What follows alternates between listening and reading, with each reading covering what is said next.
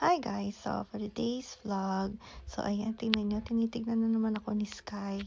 So, talagang sinasabi niya sa akin na gusto niya naman niyang sumama, maghatid sa akin. Pero sa ngayon, inom muna tayo ng ating Santi Barley Fusion Coffee. Siyempre, kompletong araw pag mayroong Santi Barley Fusion Coffee. Napakasarap niya guys. So, kung gusto ninyo ring bumili, so nasa comment section yung link or nasa yellow basket. So, ayan. Tingnan nyo si Sky, binabantayan ako. Talagang mini-make sure niya na makakasama siya sa paghatid sa akin. So, tara na guys. So, hindi namin isasama si Sky sa paghatid sa akin. Bali, naiwan siya kasama ni Kuya Jiro. Kasi nga sabi ni G-Style, paghatid niya sa akin, dediretso siya ng gym. So, ayan. So, niloloko ko siya that time dahil nga sabi ko lagot siya kay Sky dahil hindi siya sinama. So, pag uwi niya, so make sure na kausapin niya si Sky. Alam niyo naman yun, matampuhin din si Sky. So, ayan.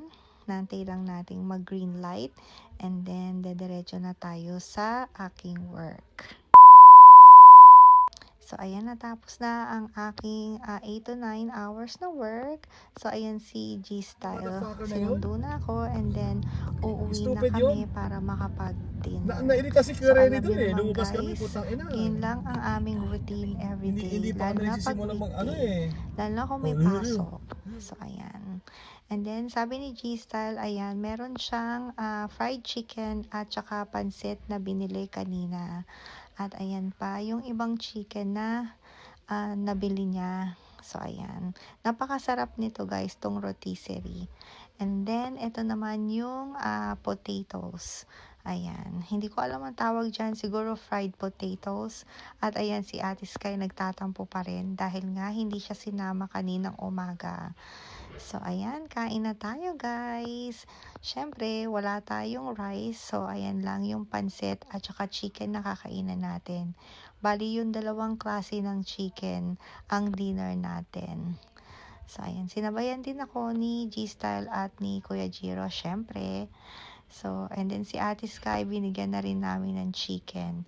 So, usually, yan, hinihimayan namin si Sky ng chicken at minimake sure namin na walang bones.